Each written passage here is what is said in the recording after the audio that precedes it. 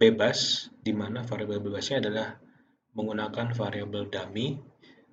Saat ini kita akan menggunakan ANCOVA model, yaitu gabungan kuantitatif dan kualitatif untuk variabel bebasnya.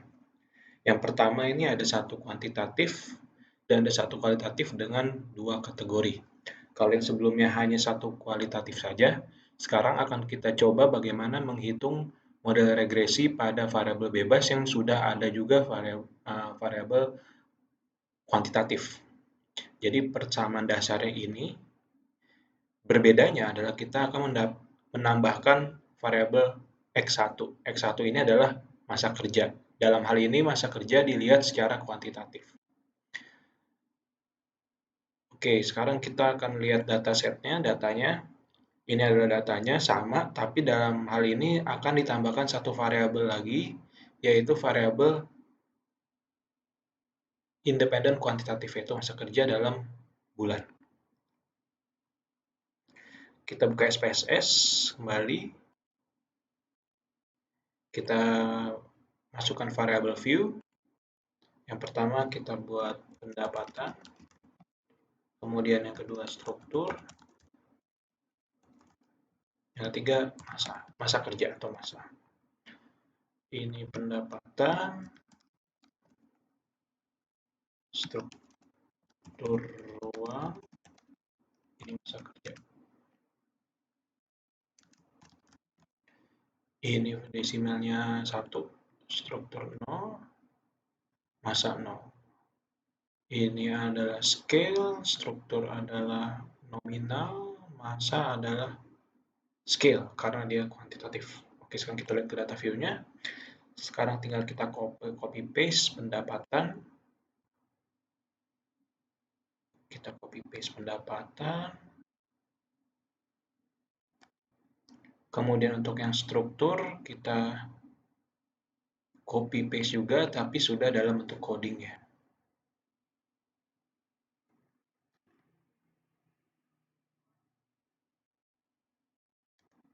Masa juga kita copy paste dalam bentuk kuantitatif. Oke, di sini kita ada yang terlewat ya. Apa yang terlewat? Iya, benar. Yang terlewat adalah kita belum coding strukturnya. Jadi 0 itu untuk rural, 1 itu untuk urban. Oke, setelah di coding ada kategorinya. Oke, sekarang kita langsung melanjutkan bagaimana menghitung analisis regresinya. Sama saja caranya, di analyze, kemudian regression, kemudian linear. Di sini sebelumnya kita hanya belajar satu variabel dependent dan satu variabel independent. Sekarang kita akan menggunakan dua variabel independent di mana namanya akan berubah menjadi regresi multivariat atau bisa juga dibilang regresi linear berganda. Jadi dependennya adalah pendapatan, kemudian independennya adalah struktur ruang dan masa kerja. Kemudian klik statistik, jangan lupa confidence level di checklist 95%, R-square dikeluarkan, dan descriptive analisisnya juga.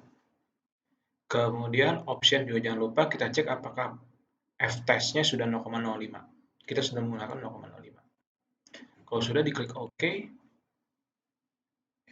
Sekarang kita lihat hasilnya. Seperti biasa, tabel pertama adalah statistik deskriptif.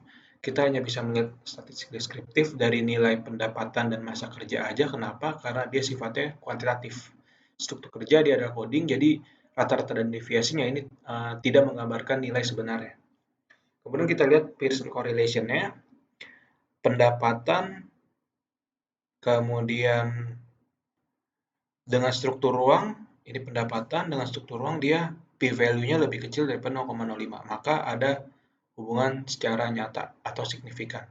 Kemudian pendapatan dengan masa kerja juga ada hubungan yang signifikan 0,001. Masih kurang dari 0,05. Oleh karena itu kita bisa melanjutkan kedua variabel ini untuk dianalisis regresi. Jadi ada hubungan antara kedua variabel independen terhadap variabel dependent.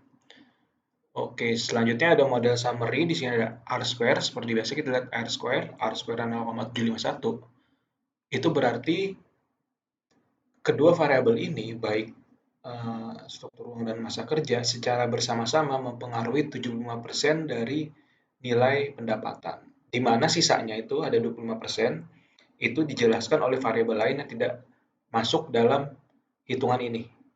Jadi 75% ini berpengaruh kepada pendapatan. Itu cukup tinggi, oleh karena itu signifikannya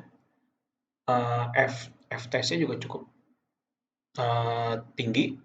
Dia ada hubungan nyata 0,000, p-value-nya lebih rendah daripada 0,05. Begitu pula kita cek di ANOVA-nya. Di ANOVA-nya juga signifikan 0,000, maka ada hubungan nyata.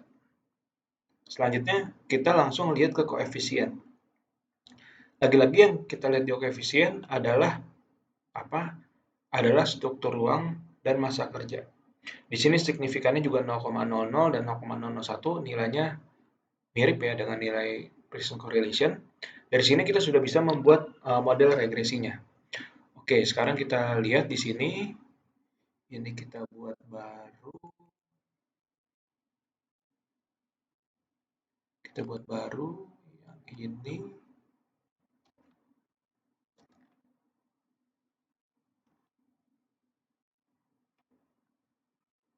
Oke. Di sini ada alfa 1. Alfa 1 itu adalah konstanta ya, konstanta yang ada di sini. 0,034. Jadi alfa 1 adalah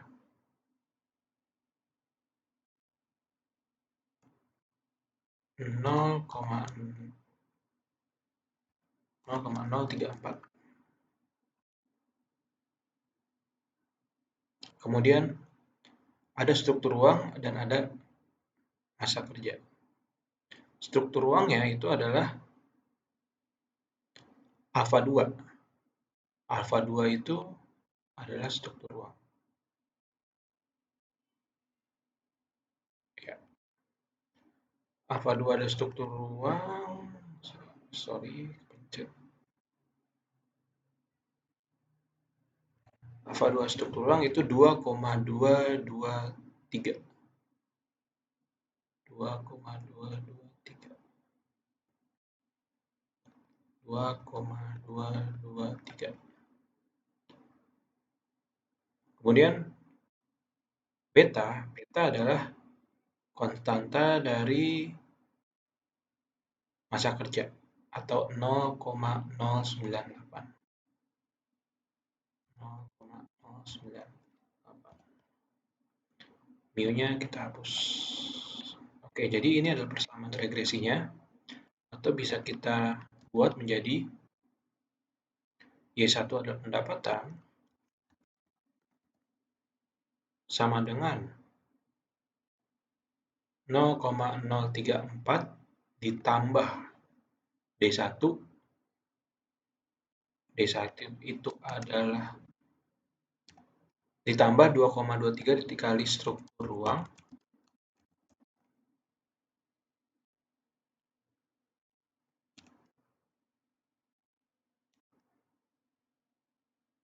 ditambah X1. X1 adalah masa kerja dalam bulan.